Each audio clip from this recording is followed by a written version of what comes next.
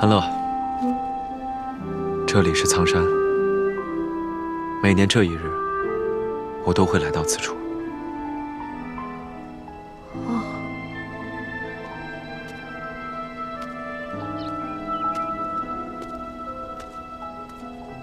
寒夜，我从没想过，有生之年我还会再走进这里。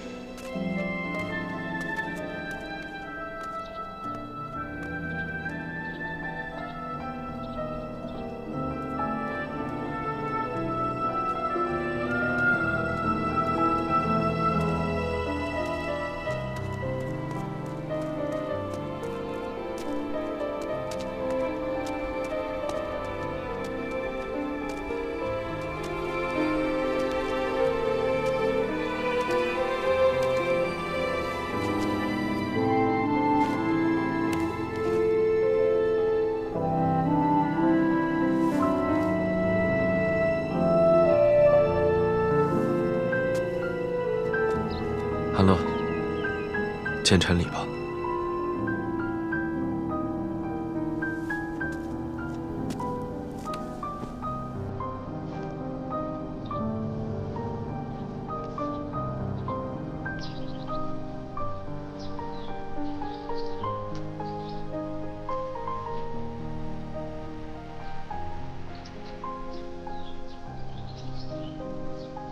我还以为太子殿下让我行晚辈礼呢。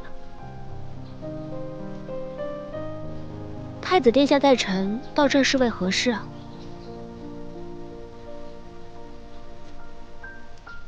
墓碑上的字，乃帝家家主留下的。太祖遗旨独葬于苍山，除韩帝两家骨血外，外人皆不可入。就连太后也不可以。陛下曾说，皇祖父此举荒唐自缢，给皇家留下了闲话。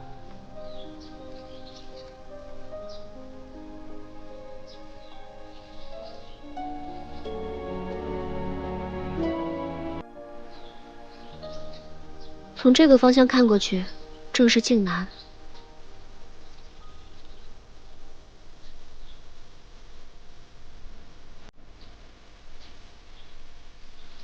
如太子殿下所说，太子殿下带我到这儿来，是否有违了祖制啊？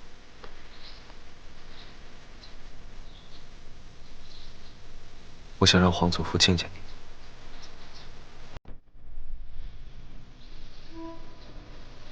他老人家一定很欣慰。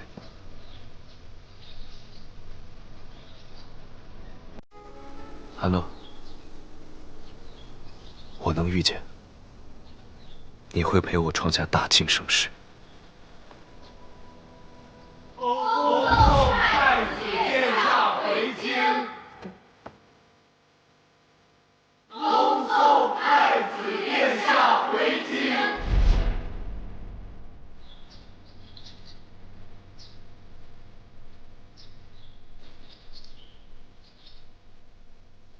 殿下想说的，不止于此吧？你锋芒毕露已成事实，朝廷之中不会因此毫无芥蒂。回京之后，我会上奏陛下，无论是赈灾，还是寻得钟离文贪赃枉法的证据，功劳皆在于你。既然都知道我得罪了忠义侯，太子殿下还要为我上奏，是存心要逼安乐彻底站太子殿下的队，从今往后一条道走到黑呀。安乐，你已卷入朝廷争斗之中，无法脱困，所以我想以太子的身份恳请你留在我身边。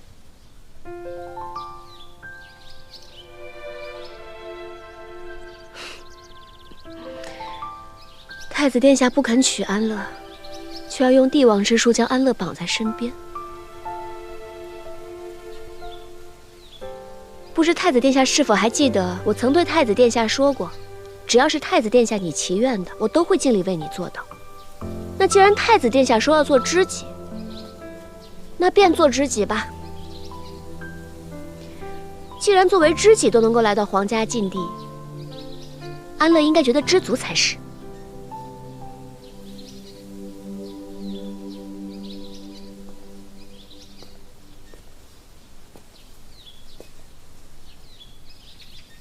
你能答应，我很高兴。只是这太子妃之位虽然不可得，但安乐还是会全力以赴争取。你我并肩前行，未必要以婚嫁之名。啊，那我3万水师的聘礼怎么办？我怎么会那么轻易就放弃啊？太子殿下，那可不是我任安乐的作风。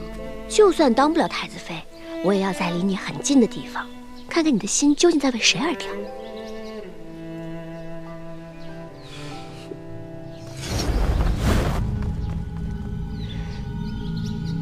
那条尾巴。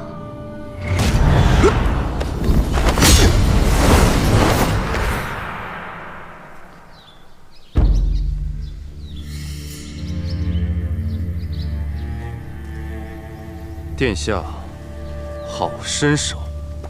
不及你。我早料到今日殿下会来苍山，没想到任大人却成了计划里唯一的例外。你没想到，我也没想到，我们俩都被殿下给算计了。殿下，你这棋下的可真好啊，一箭双雕啊！原来我是被骗来苍山的。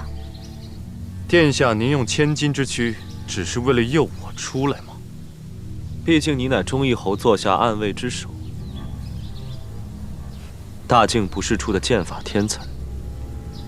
殿下是何时察觉我的身份的？你曾效忠我7年，我自是信任你的，不然你也不可能成为我的贴身侍卫，统领太子府禁军。只是此次下江南，忠义侯未免太过心急，务必要在2日之内送到刑部尚书骆明熙手中。属下遵命。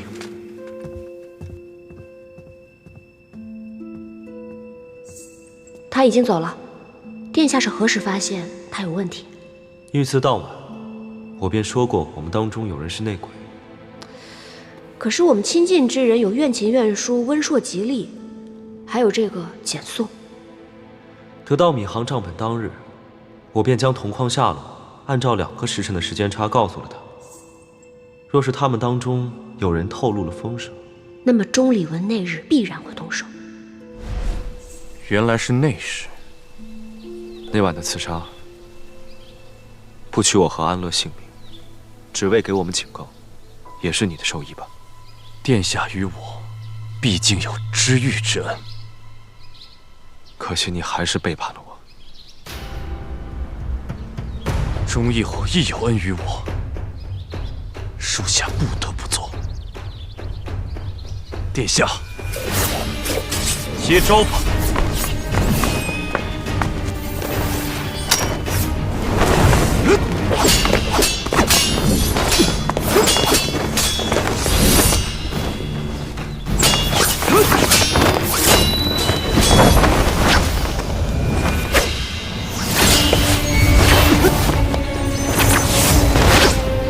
他不是寒夜的对手。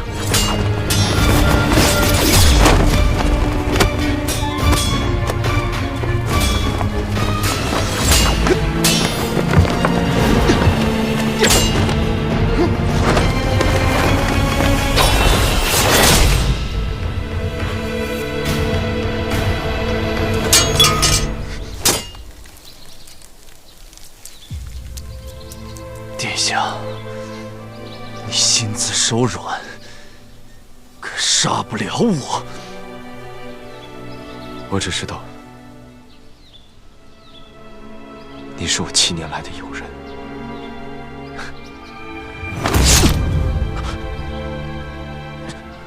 真是殿下值得。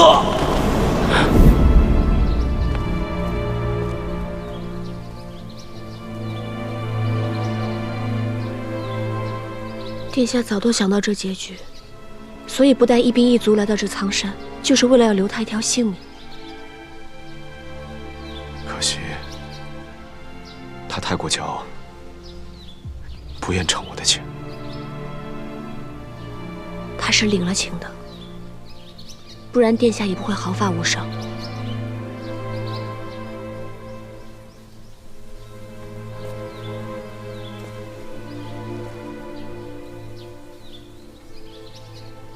走吧。殿下，殿下与我也是友人与知己相称。若是有一日我对殿下也拔刀相向，殿下又会如何？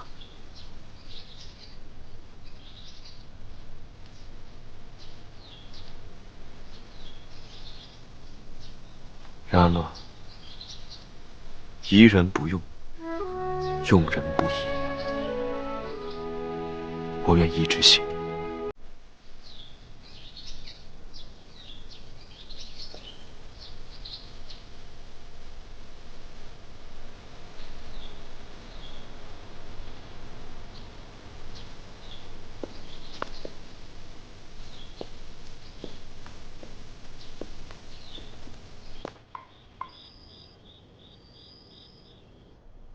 太子带着任安乐去祭拜了太祖，是。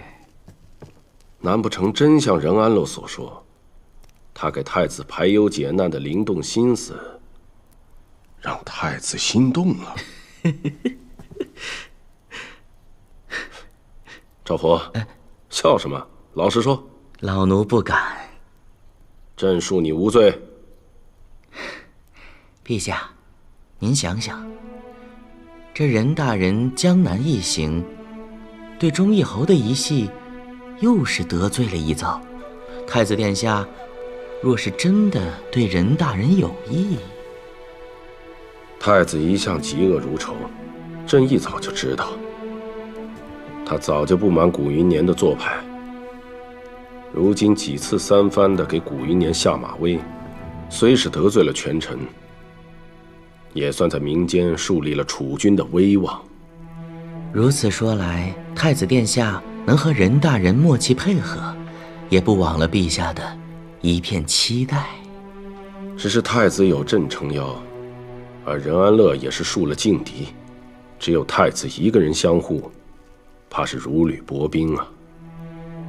那陛下的意思是，等他们两个回京后，朕跟太子好好商议此事。好。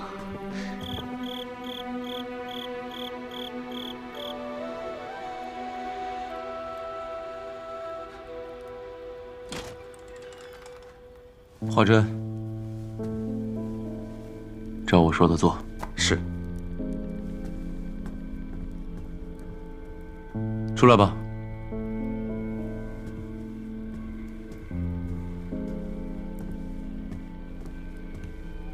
大人，新任的府尹已在千月阁的保护下安全抵达江南上任，治理水患的工作也在顺利展开。你办事我总是很放心。大人打算如何处置钟离文？听说这钟离文喜欢给那些不听话的下属穿小鞋，那不如我们也给他做上铁锈鞋，让他也尝尝。大人是在给任大人助兴吧？这钟离文处处和任安乐作对，如今到了我手里，怎么可能轻易放过他？只是任大人现下已经动了古云年在江南的根脉，若是回京，势必会引来更狠的报复。这也是我担心的，所以我刚才已经派人给韩仲远送了折子，因为目前以我们的势力，已经不足以保护安乐了。钟义侯那边，再派人给我定锦线。是。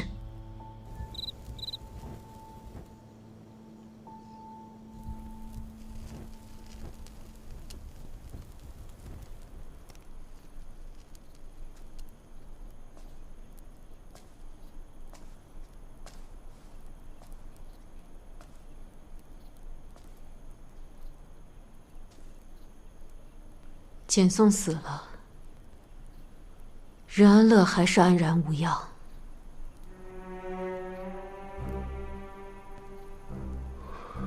看来我真的是被推到了风口浪尖上。的确，最近来府里的官吏少了很多。他们是怕成为第二个钟离文。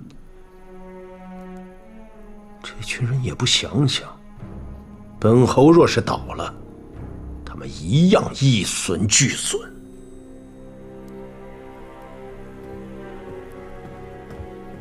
侯爷，那我们现在应该怎么办？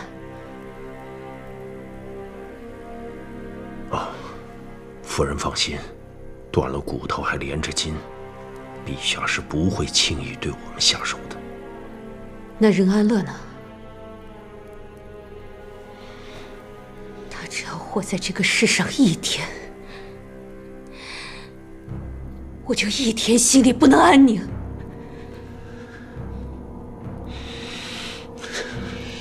侯爷，你去哪里？去见陛下，为任安乐请功。侯爷，你这又是何必呢？他立得大功，难道我还要明面上和他针锋相对吗？夫人觉得呢？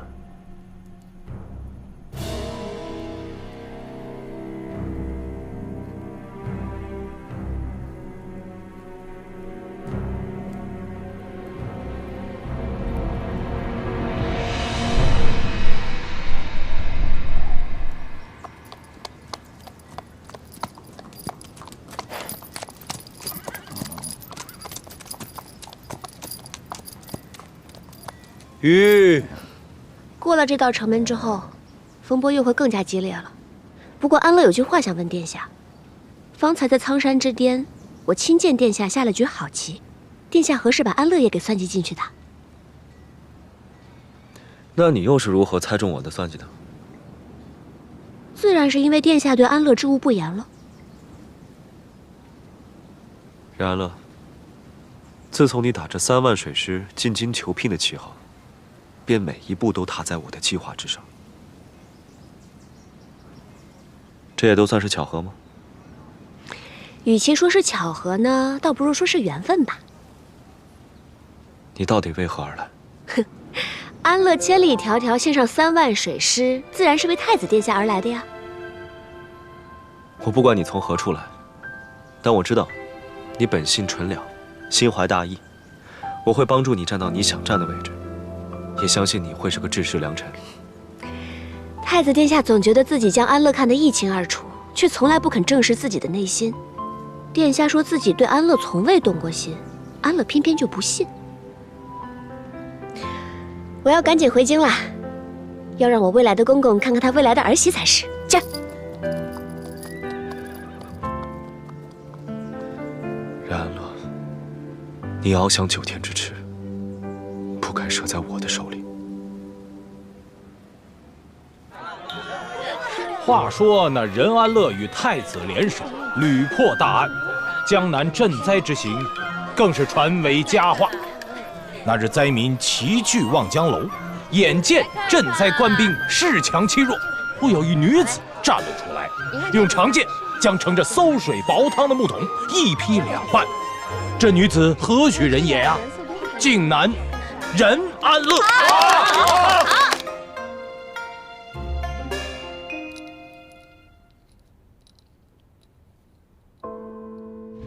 若是有一日我对殿下也拔刀相向，殿下又会如何？任安乐，疑人不用，用人不疑。我愿一直信你。小姐，这2日你不在，这京城可是热闹得很。怎么了？这一夜之间呀，您的名声就传遍了整个京城，比咱们初进京求嫁太子的架势还要威名赫赫呢。而且有传言说，这穆天府之行啊，您十有9功。咱们小姐自然是了不起，只是到底是什么人在催动这些声音啊？肯定不止一人。除了骆大人，还能有谁？太子。是，太子如今对小姐的事情是渐渐用心。甘露时雨，不思一物；万民之主，不阿一人。他的确是个很好的储君，只可惜如今我只是任安乐。小姐，你现在是不是对太子殿下有情了？苑琴，你还记得你闯入晋南大山的那日吗？记得。若不是小姐，苑琴早已冻死在山里。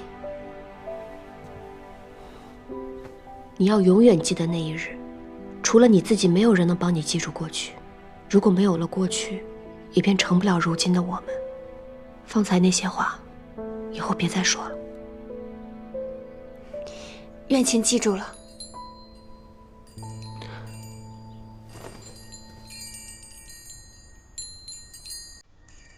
骆明熙，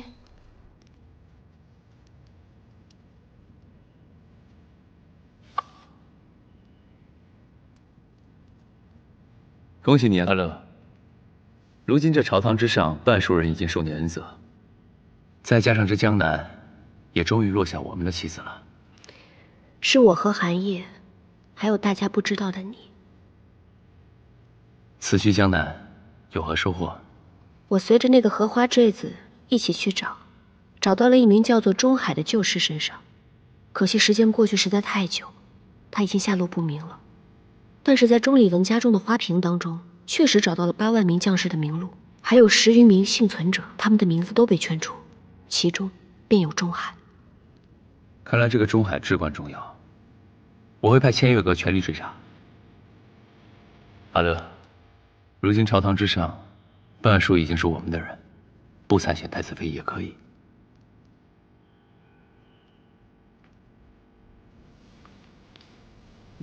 我父亲曾经对我说过，若是想掌控天下，无非手握权柄还有民意。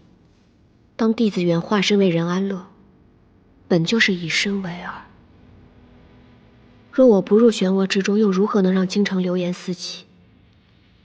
待到始作俑者放松警惕，他才会露出马脚，我才能窃清真相。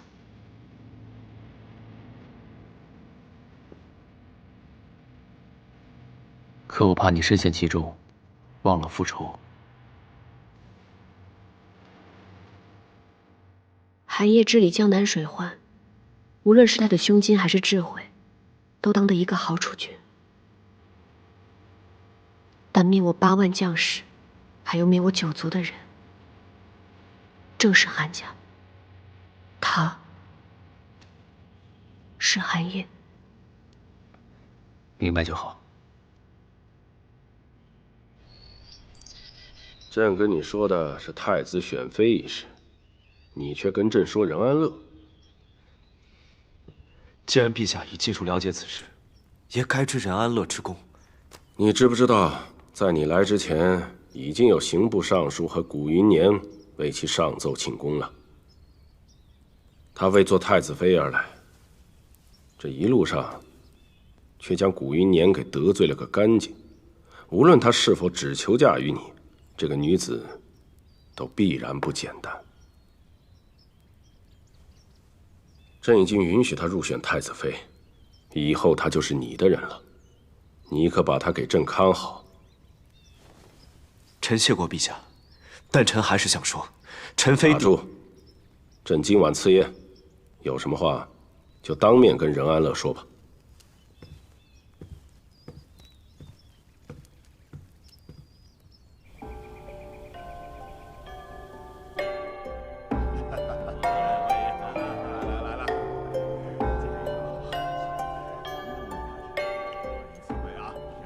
殿下，殿下，殿下，你看不见我了吗？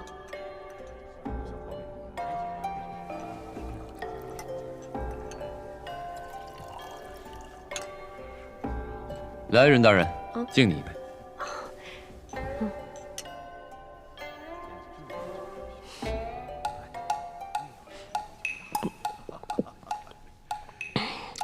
骆大人，分金离股的手法，刑部用的如何了？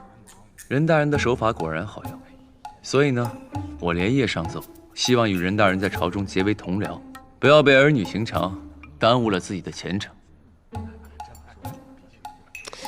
可是怎么办呢？我这个人心里就只有儿女情长，看来是要辜负骆大人的一番好意了。再说太子选妃一事，毕竟是我提出来的，如果我事先退出的话，岂不是就给别人做了嫁衣了？对吧，太子殿下？太子殿下，你平时还说我如此饮茶呢，怎么如今自己如牛饮水了？任大人，恭喜呀！哎呦，侯爷都来恭喜我了，实在是不敢当。任大人太谦虚了。试问坐下各位，有多少人没有尝过你的手段？我看看啊，哎呦，就差侯爷您了，您可得谨慎点才是，别哪天您就领教到我了呢。任大人屡屡立功，怎么也有本侯的功劳啊？侯爷说的正是，如今古奇善还有钟离文都成了我的垫脚石。说到这里啊，我就不得不跟侯爷对饮一杯了。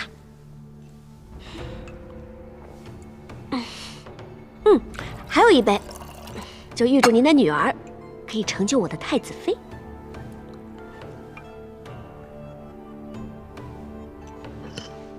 哦，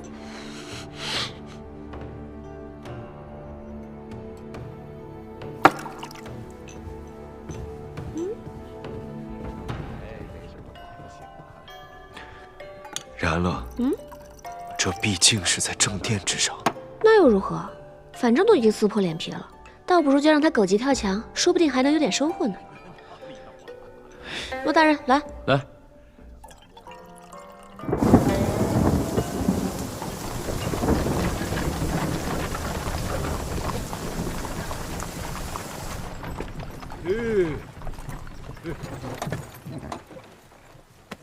到了。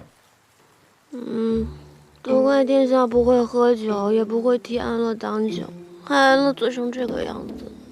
你没醉，别装了，快起来。殿下不也一直都在伪装吗？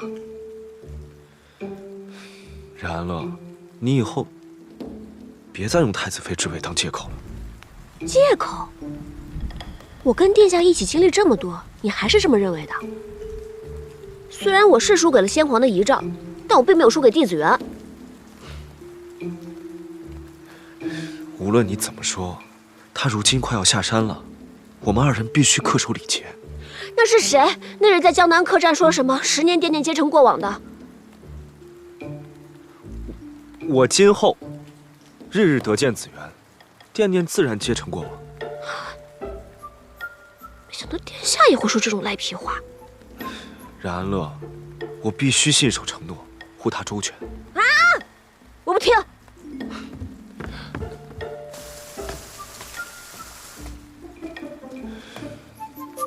去刑部。是。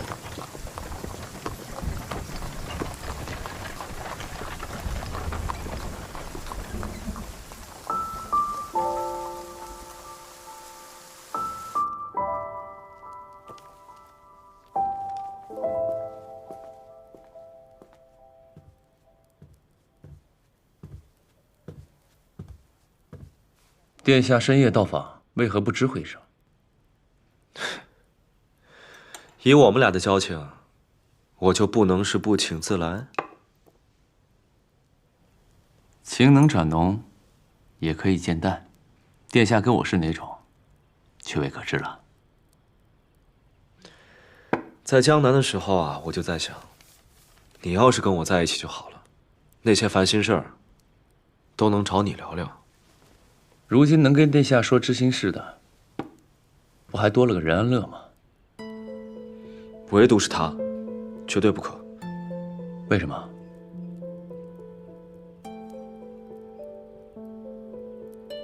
他又不了解10年前的那些往事。但任安乐冰雪聪明，一点就通，他怎么会不了解？倒是太子殿下你越是坚决，就越让人觉得心虚。我没有。你有。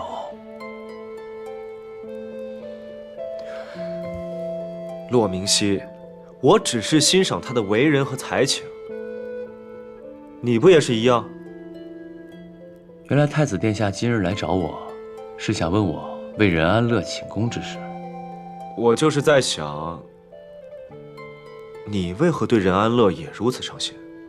这个“也”用的倒是巧妙。我就是好奇，你在朝中从来不偏倚，不结党，特立独行，什么时候和他走这么近了？我之前跟殿下说过，请你把他让给我。你是说你的刑部？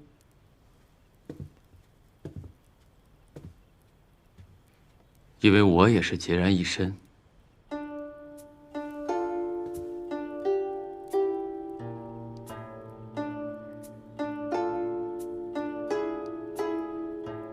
不知从何时起，我总是揣摩不透你的心思。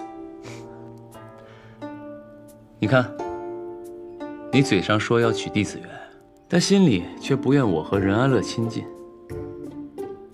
这又是为什么？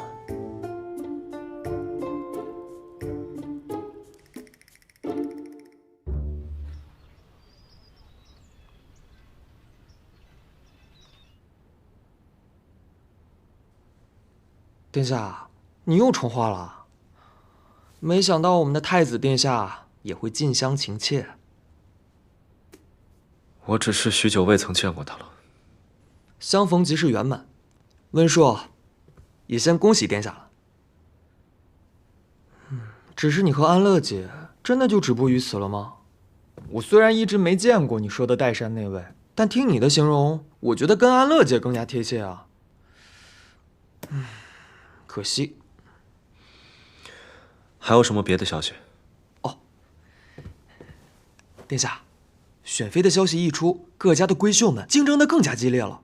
凌香楼的盘口花样百出，越开越多，有投什么赵将军的女儿。子言若是下山，必会成为众矢之的。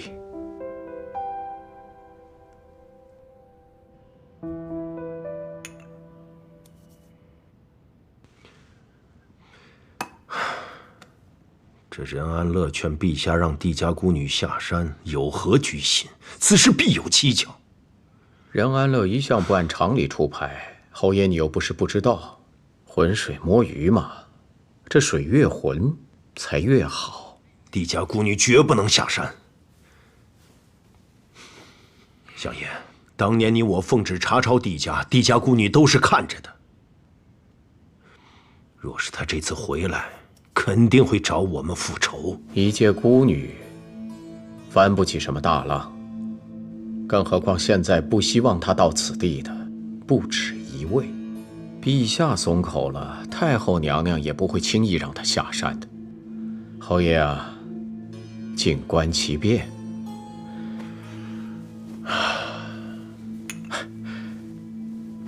我看朝中有许多人举荐令千金，说不准这侯爷府要出一位太子妃了。调侃我？哼！太子选妃乃是朝中头等大事，我府现在处于风口浪尖，稍有不慎那就是登高跌重。这群没眼力见儿的，还在不断上奏。令千金是众望所归，侯爷何必唉声叹气呀？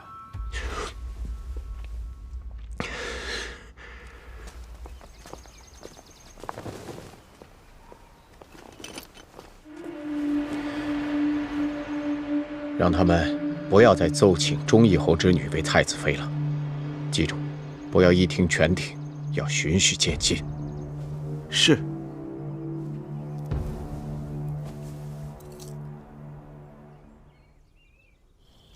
子安，只要我活着，帝子园就不能下山。既然他要下山，那他就不能是帝子园。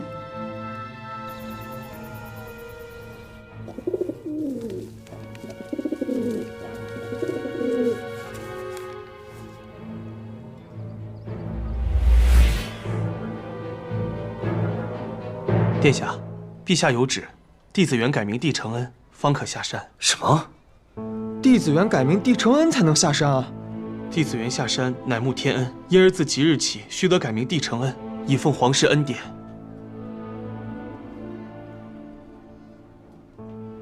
为何要如此折磨子元？殿下，你觉得帝小姐她不会改名啊？10年前的那桩旧案，子元他断不可能认为自己是承慕天恩的。殿下，你这是要去哪儿啊？进宫见陛下。他怎能如此折辱子元？殿下，这不只是皇上的旨意，也是太后的意思。殿下，你现在触怒陛下，子元小姐的处境只会更加艰难。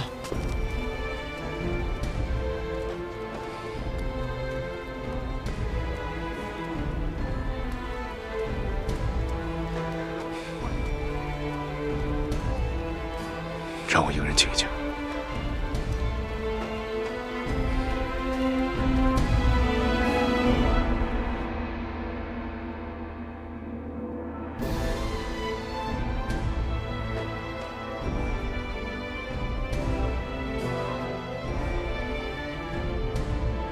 杀人诛心，他这道旨意下得真够决绝的。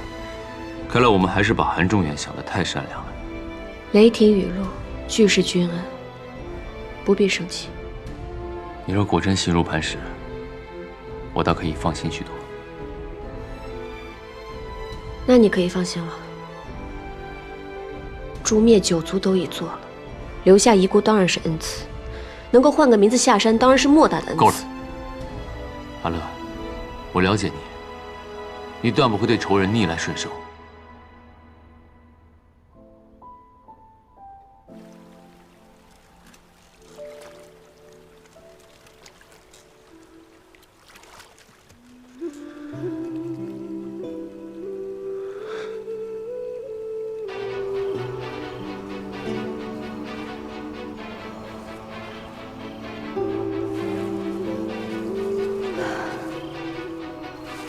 子元，10年未见了，你过得可好？我知道以你的性格，绝对不会改名下山。我可能一生都不会再见你。希望你在岱山能够安好。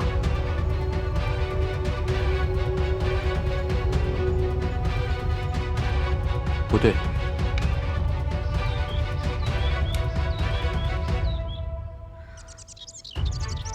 也不对，日也下棋，夜也下棋，烦死了！这有什么好学的？棋你是必须要学的，毕竟他棋艺高绝。可是我不喜欢下棋。既然今日不想下棋，那我们改日再下。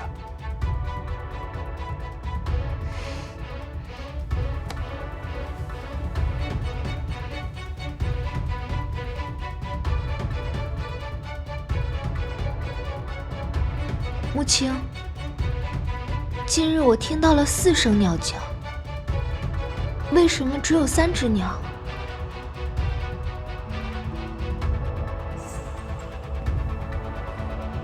有一只飞走了。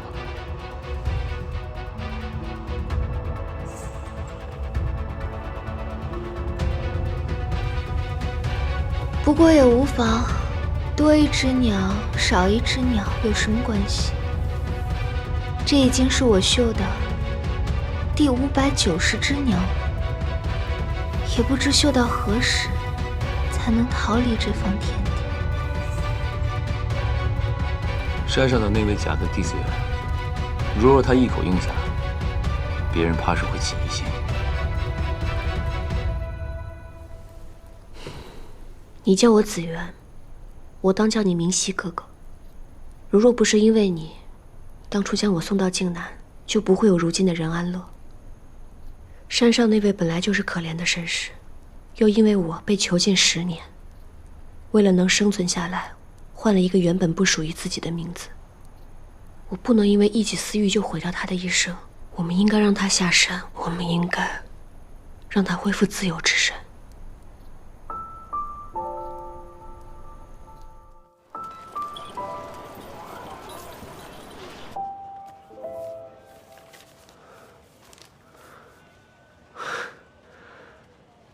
真的是他的自己，一并帮我包起来吧。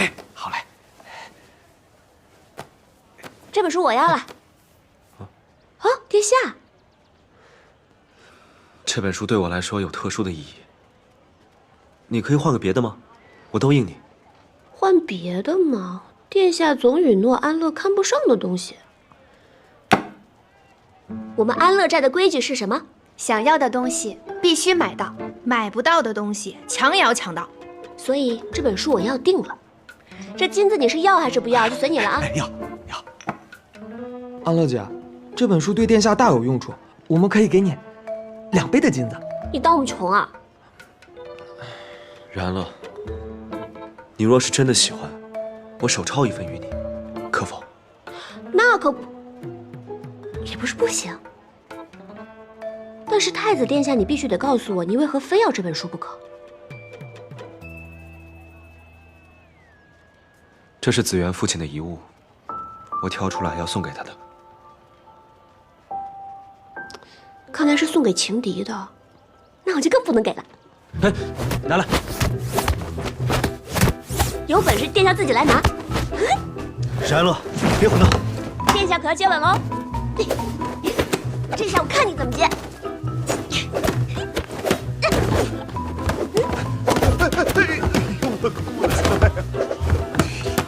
掌柜的，对不住了。你俩别笑了，赶紧收拾残局吧。走吧，走。然乐，你听我说，我知道你是重情义、明是非之人。此书上有子元父亲的手迹，现在陛下下旨，让子元改名才能下山。若他最终决定不下山，也可作为一时慰藉。可是我听闻太子殿下在这10年间往岱山上送了不少书籍呢，万一他都已经懒得翻，看都懒得看了呢？他不会。你就这么笃定啊？因为子元尚且年幼时，便已胸藏锦绣。那可是在岱山上关了10年禁闭呀！这要是我，别说翻书了，我连话都懒得讲。你不是他，自然不能理解他。殿下聊起弟子园的时候，是最无趣的时候。他要是能不下来的话，那我可是占了大便宜。不如这样吧，他若不来，我便物归原主，如何？咱们就看看他来不来。贵宾2位。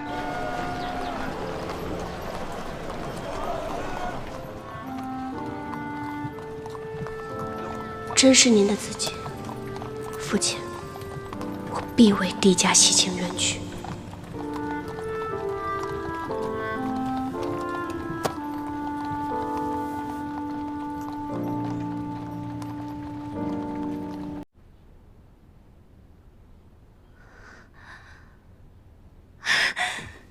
终于要下山了，10年的清寒，除了太子殿下送来的东西，都没有需要带下山的。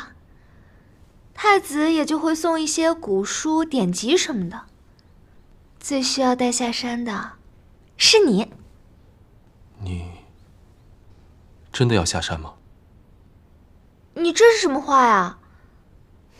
是陛下亲自下旨，引我回京。陛下的圣旨中不止这一道旨意。陛下圣旨中言，下山入京乃慕天恩，自今日起改名承恩。那又如何？既是天子恩典，我当然要承恩。承恩，帝承恩，是个好名字。弟子原乃太祖赐下的卿士之名，如今被弃若敝屣，叫世人该如何想？因为这个名字享誉的是他，受苦的是我，我为什么要对他视如珍宝？母亲，我终于自由了，你不为我高兴吗？帝家满门抄斩，绝不会承慕天恩。帝家就算死光了，和我又有什么关系？造反本来就是要灭门的呀！弟子园10年前就该一起被处死，他能活10年，那就是天恩浩荡。若没有帝家和帝子元，你现在还只是个流落街头的乞丐。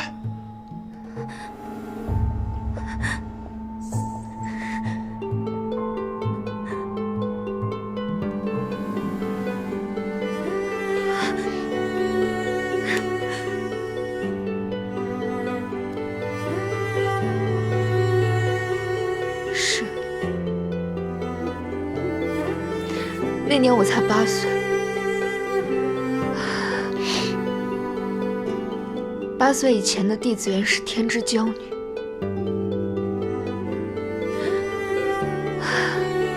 我却没有吃上过1顿饱饭。我当时年纪小，什么都不懂，以为1顿饱饭就是世上最珍贵的东西，哪里知道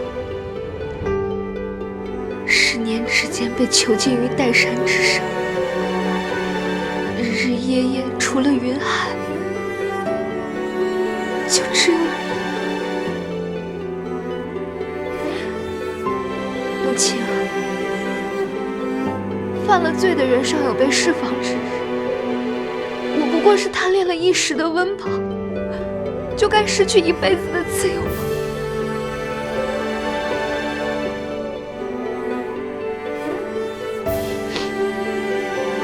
我去拿药。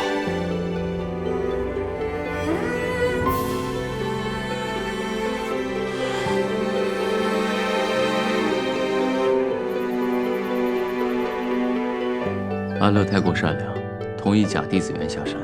当那姑娘下山之后，必然会有更多破绽。我们绝对不能有懈怠之心。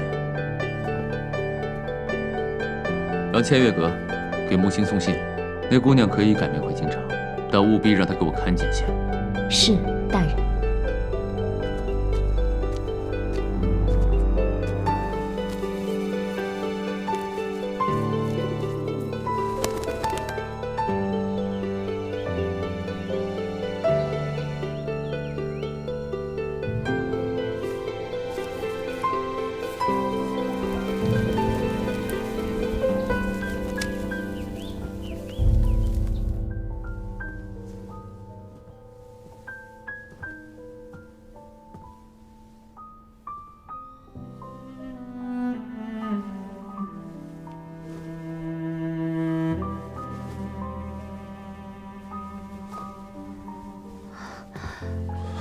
穆青，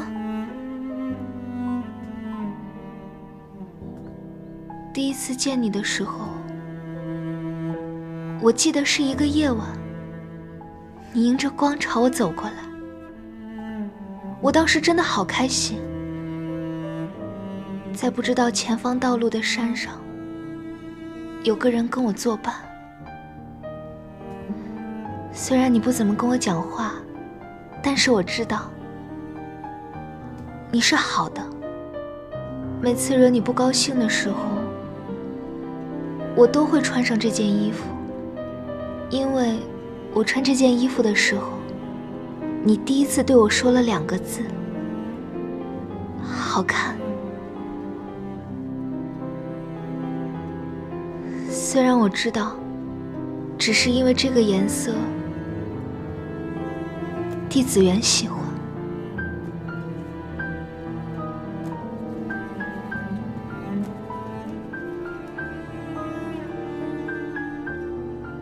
我陪你一起下山。穆青，我就知道，你不会真的不理我的。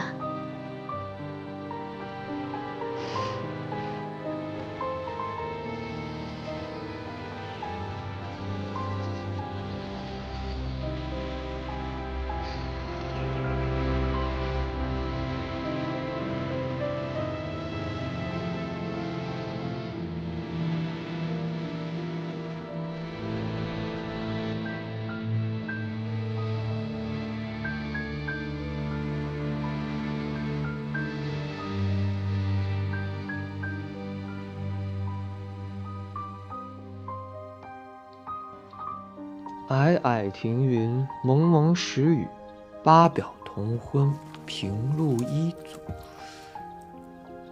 殿下，你画的不是帝小姐吗？怎么这眉眼竟那么像安乐姐呢？这么些年过去了，也不知道她和10年前有无变化。这么多天都没有消息，她大概是不会下山了。殿下，帝小姐决定改名下山了。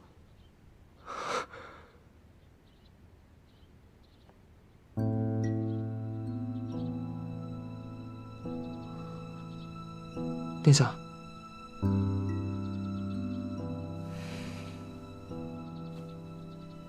殿下这是高兴他下山，还是不高兴他改名啊？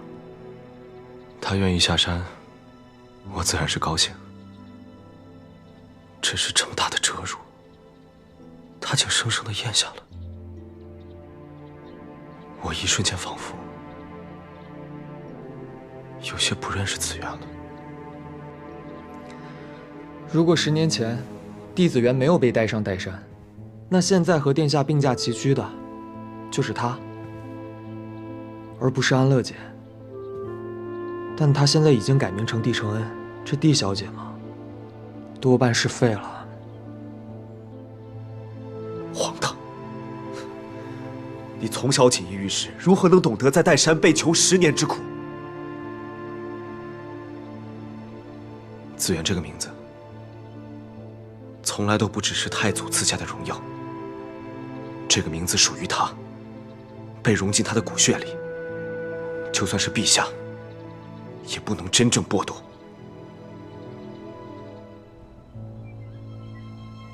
10年前，韩家灭了帝家，剩下唯一的孤女，为何要让她改名下山？你们一个两个都向着外人说话，都为了外人来忤逆自己的亲生父亲。有些事情，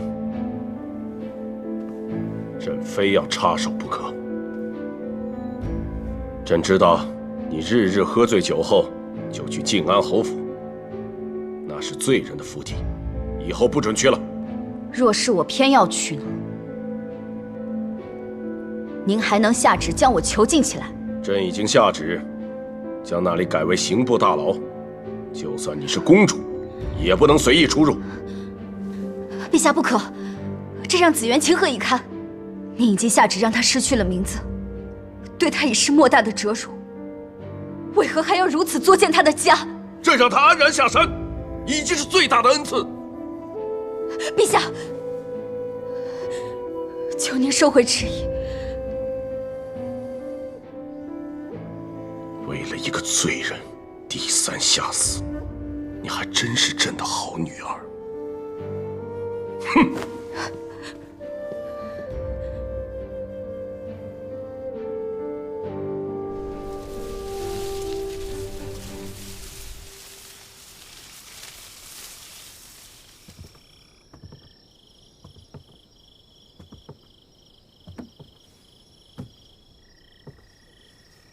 很快，他就会是这儿的新主人了。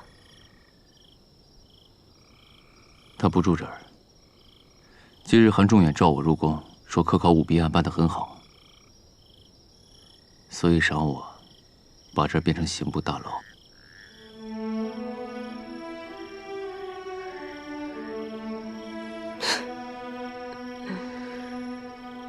这个韩仲远想的还真是周到。改名帝承恩是第1道折辱，把靖安侯府改成刑部大牢是第2道折辱。这韩仲远还真是个念旧记仇之人。巧了，我也是个念旧记仇之人。今晚我之所以到这里来，就是为了要再次提醒我自己，千万不能忘了当年的灭门之恨。不让我来，我偏要来。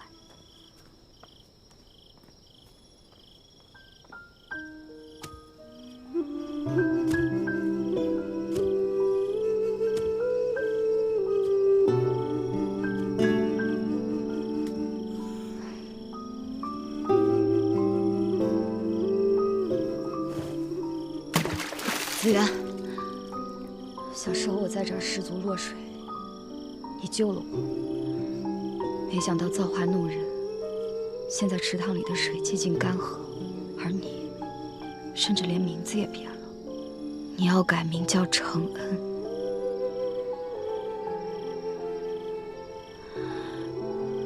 这里也要变成了大牢。韩家对帝家可谓赶尽杀绝，为何两家会有如此深仇大恨？这靖安侯府，这一草一木，一瓦一石，我都无脸拜祭。可是我又怕我战死沙场，忘记了这些噩梦一般的往事。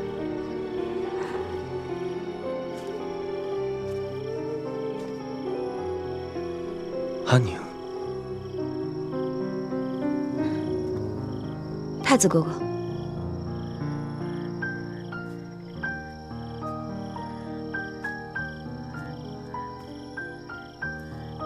安宁，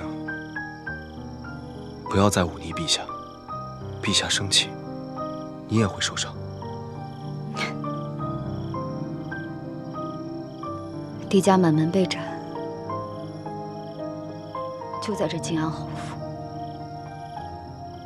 子渊亲眼目睹了这一切，我不敢想，却也不敢不想。每次都要喝醉了才来这里，假装这是一场梦。我知道，也记得，你在西北战场是勇敢的将领，回京后，却只能夜夜笙歌，日日宿醉。你不必如此。我来这里，就是为了提醒自己不要忘记，当年在这片池塘，子渊救过我。那样的子渊，是不会轻易变成帝承恩的。也许是，但是在岱山被囚禁10年的滋味，我们无法和他感同身受。我宁愿他在岱山之上，起码大晋会和平，子渊也会安全。安宁，子渊下山后，我会竭尽全力履行承诺。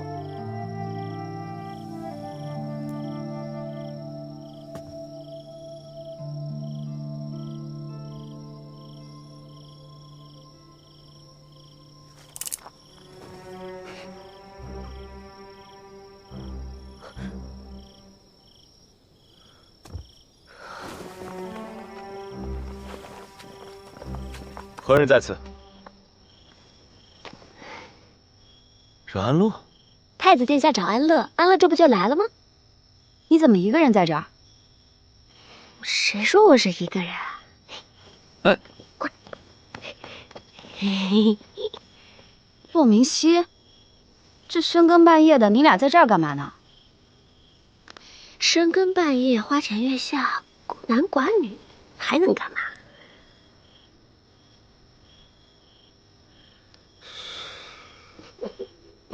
自然是聊公务了。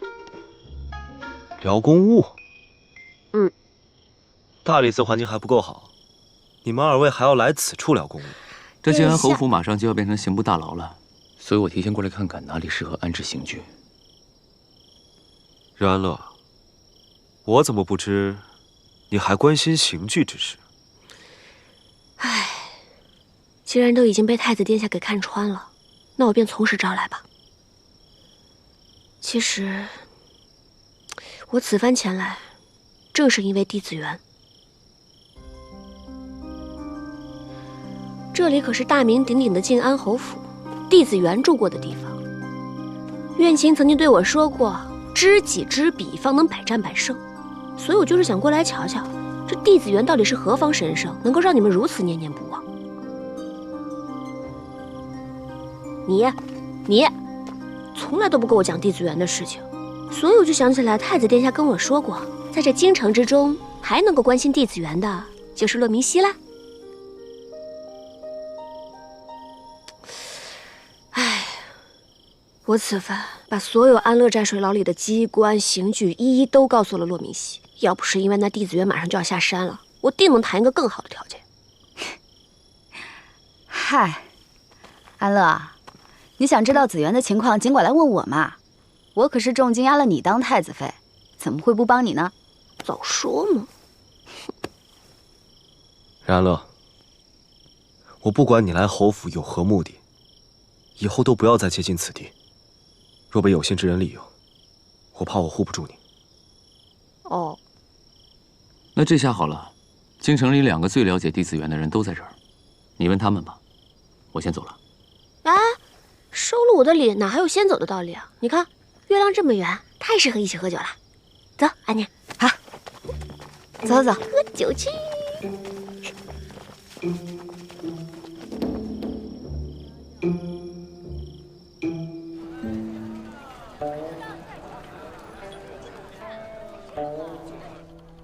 干！干了，再来。紫园性情率真，和你很是相似。要是有机会，你们一定能成为好朋友的。那他如果看到我跟太子殿下如此相亲相爱、如胶似漆，他不会吃醋啊？是同舟共济，肝胆相照。感情因为我抢了殿下本书，殿下还记仇呢。那书你也知道，并不普通。殿下赚个弟子园，我只赚本书，亏还是我亏。哎，我来。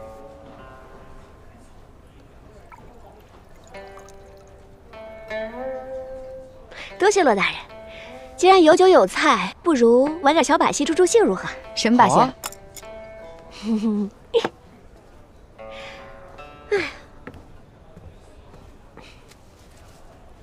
既是肝胆相照，等琳琅姑娘琴音一停的时候，这朵花落在谁手上，谁就诚实的回答一个问题。若是不回答的话，就得饮酒一杯，如何？不可。有何不可？你不能喝酒就不喝好了。就是，那快开始吧。来吧，小琳琅。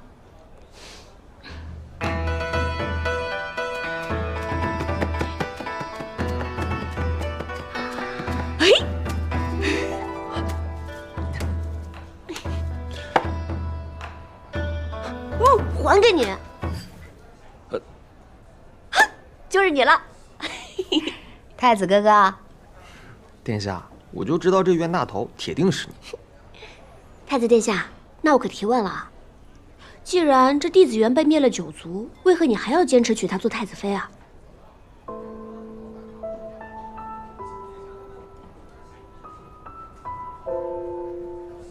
哎，这个我知道。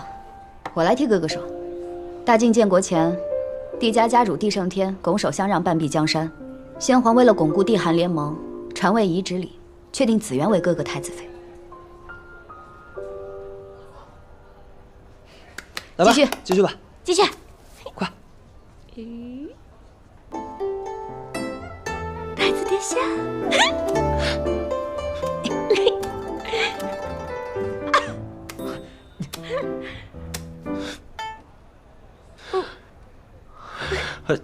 又是你啊，太子殿下！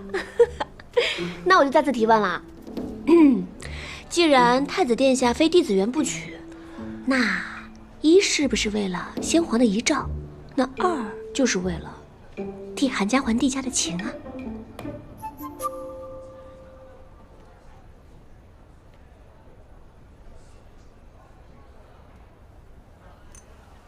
殿下，殿下，你不能喝酒。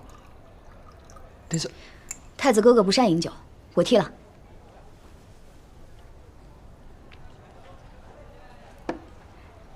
继续，快继续，开始。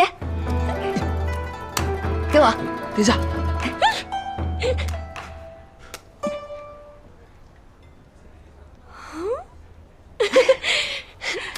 终于到你了，我来，我来。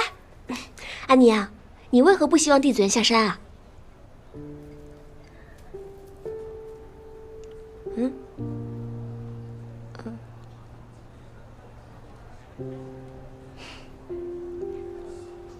这天下人都知，帝家对韩家有恩，却不知这韩家对帝家有亏。阿宁，殿下，将军他沉郁已久，你让他发泄一下。安乐，你不知道吧？当年帝韩两家曾打赌，谁的兵马先抵达帝北城，谁便称帝称王。你猜，谁先到？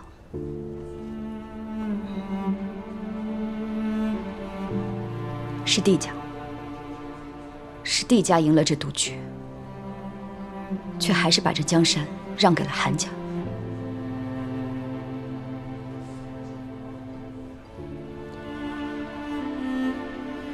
你说，这帝家怎么可能会谋反？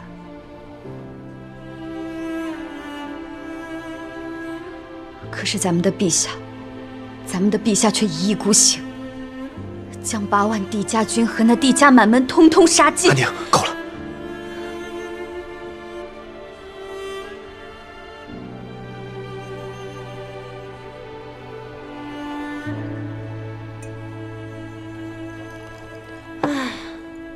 如此血泪交织的往事，看来太子殿下一生都无法忘记帝子元了。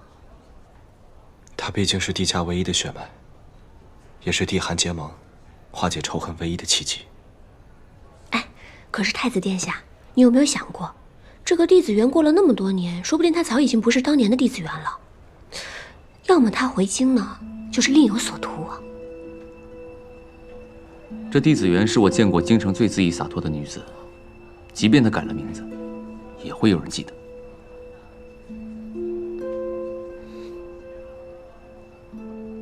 那又如何？那我任安乐也是这世间罕有的女子。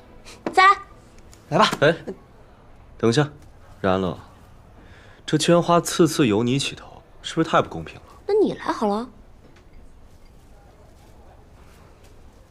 殿下。哎。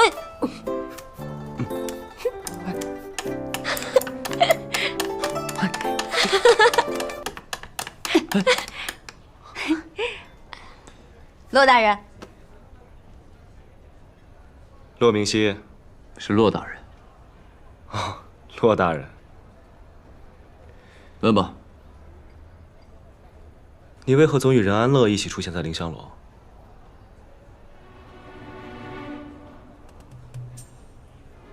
对啊。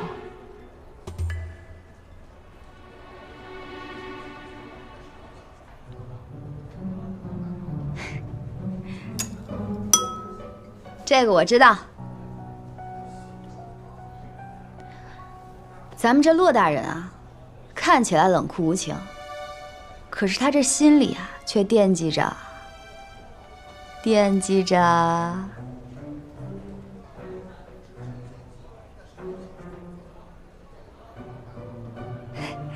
咱们的小琳琅。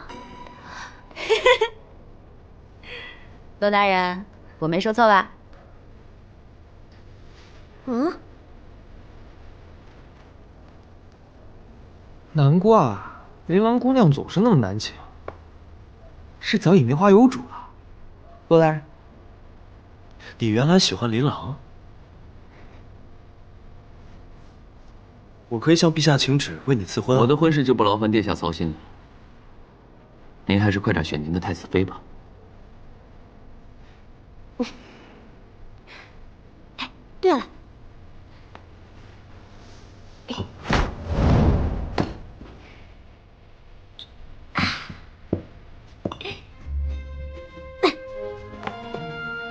琳琅姑娘，这几坛酒就先存这儿了。为了骆大人的姻缘，我们以后会常来的。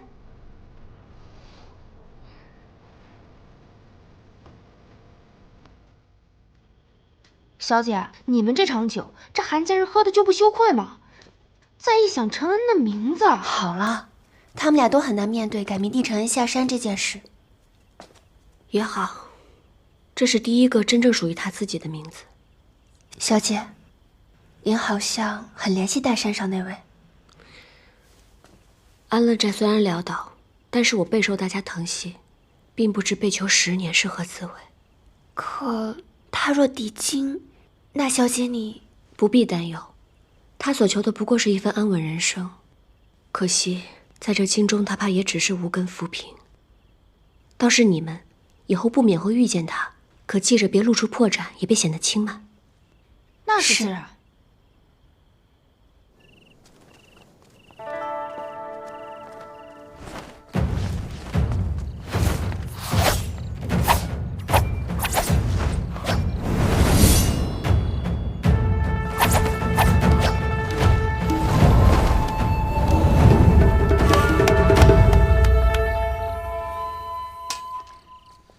这套剑法是紫渊教我的，练他教的剑，喝他爱喝的酒。眼看他明日就要进京了，我却不敢相见，我真懦弱。其实我不是怕他回来，是怕看见他，怕不知如何安放我内心的愧疚。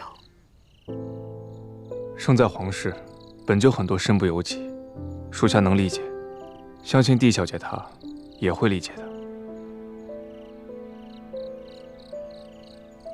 紫渊真的能理解我吗？他真的不憎恨我吗？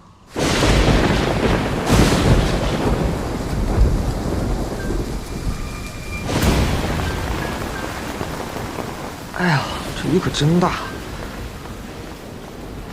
殿下，我做的功课要不要看看？先放着吧。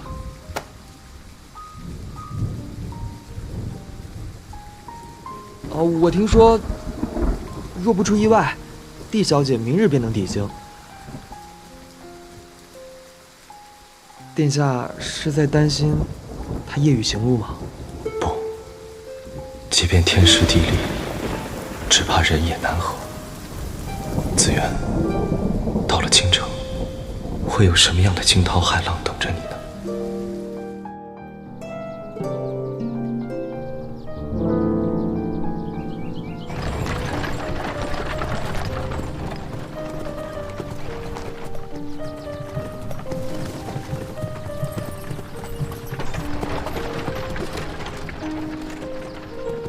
这京郊风光真好。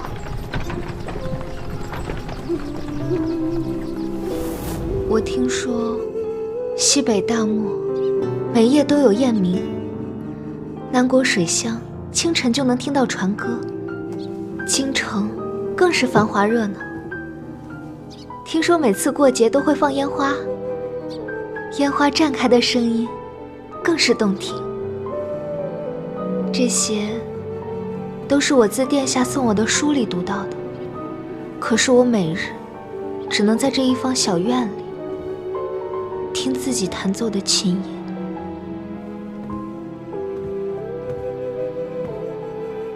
但是这里有我陪在你身边。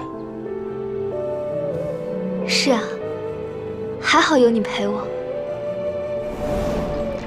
承恩，到了京城，你还需要我的陪伴吗？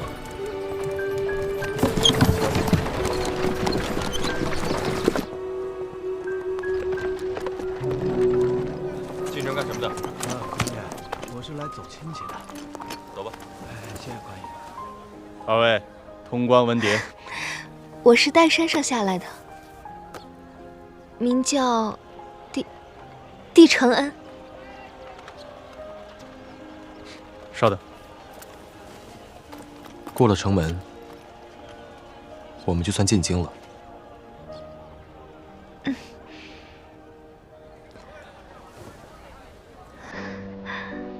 过了这道城门，我此生便绝不会回岱山了。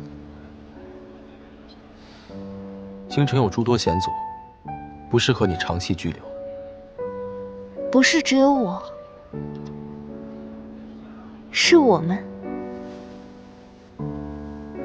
我们要一起长长久久地留在这里。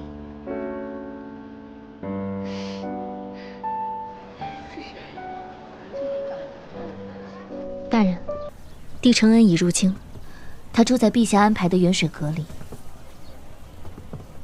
不住在宫里也好，方便我们行事。还有他身边那人，我已10年未见，看来该抽个空跟他叙叙旧。是。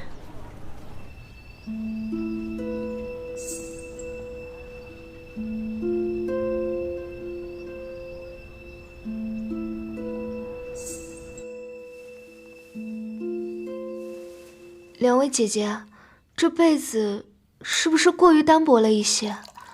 还有，这房间里什么都没有。这原本就是给下等宫女在宫外的住处，往日都是几人连成一室，只得一张床铺。现如今给小姐收拾成这样，也是太后娘娘的恩赐了。啊，是承恩妄言了。烦请二位姐姐回宫后，替我向太后谢恩。一个罪臣之女，还真以为自己被放下了山，就飞上枝头变凤凰了。估计啊，还在做着太子妃的美梦呢。母亲，这一路走来，你可听到旁人都是怎么说我的？他们都说我是凭太祖遗诏入选，太子殿下对我并无过多挂念。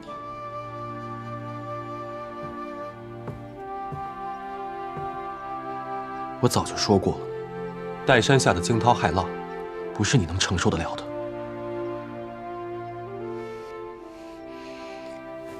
我不信，殿下每隔3月都会给我送来礼物，10年间从未间断。殿下明明那么盼望我归来，殿下等的从来都不是你。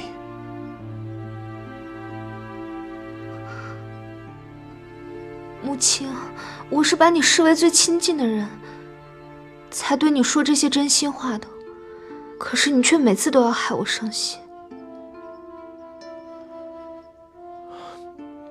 只要你听我的话，我会护你无虞。帝小姐，刑部尚书骆明熙求见。叫他进来。母亲，听说这骆明熙10年前是帝子园的贴身护卫，跟他寸步不离。你说我该不会被他识破吧？只要你把我说过的话都记在心里，不会有事的。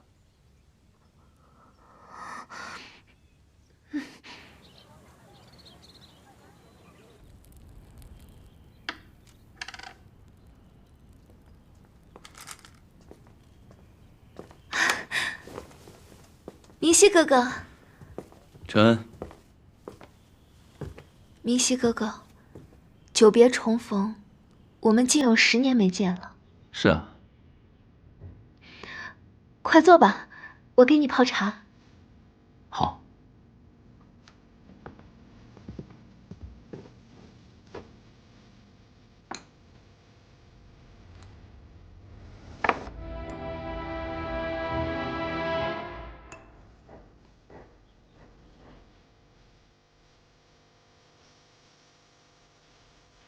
你这房间也太过简陋了。到了秋冬的时候，京城会非常冷。待会儿我派人拿些暖和的衣服和被褥给你送来。已经很久没有人对我这么好了。你我从小一块长大，就像亲兄妹一般。若不是那道旨意，我还以为我们会一直留在京南呢。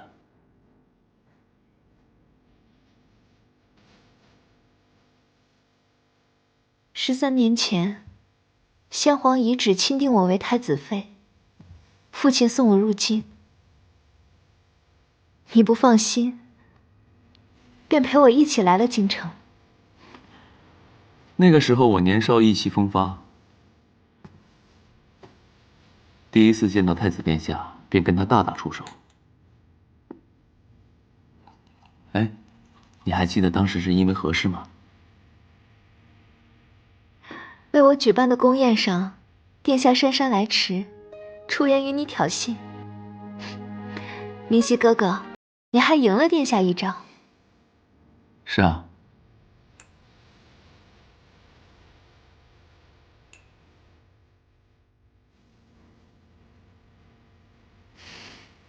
那个时候我还以为我会跟他是一生的宿敌，但不想，他以后一得空便来建安侯府，到桂恩阁找我比试，我们也算不打不相识了。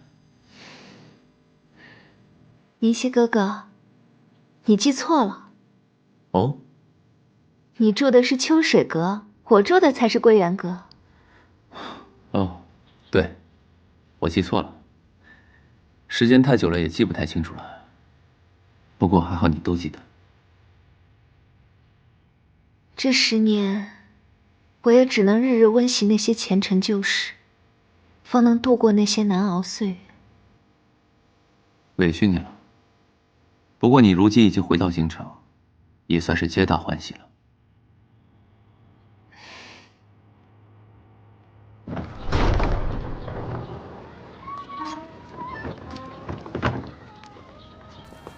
陈恩啊，不必再送了。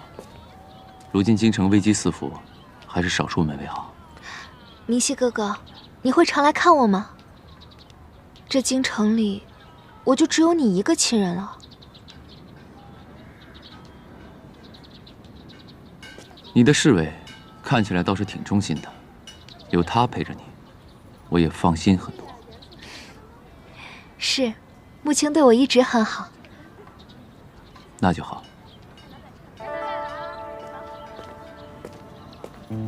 明熙哥哥慢走。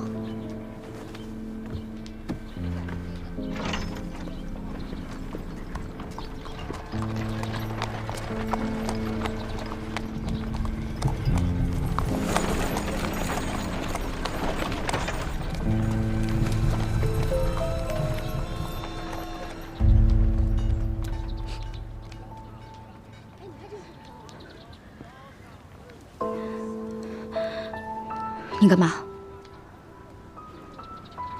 属下只是想看清将军脸上的表情，才能为将军分忧。就你这张不苟言笑的臭脸，还想为我分忧？那将军喜欢这里的哪一张脸？属下可以换。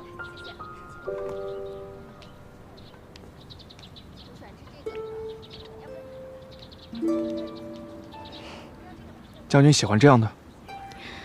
不喜欢。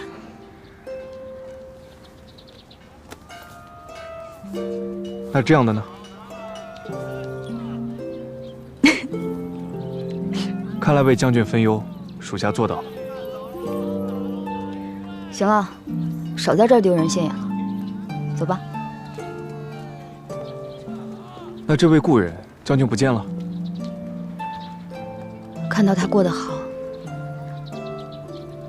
我也就放心了。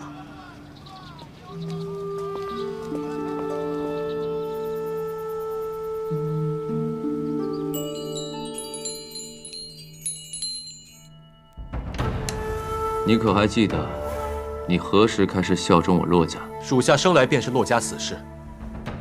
那你上山时，年岁几何，又忠于何事啊？上岱山时，属下16，岱山之上，守护小姐。是监视。是监视小姐，属下日夜不敢忘。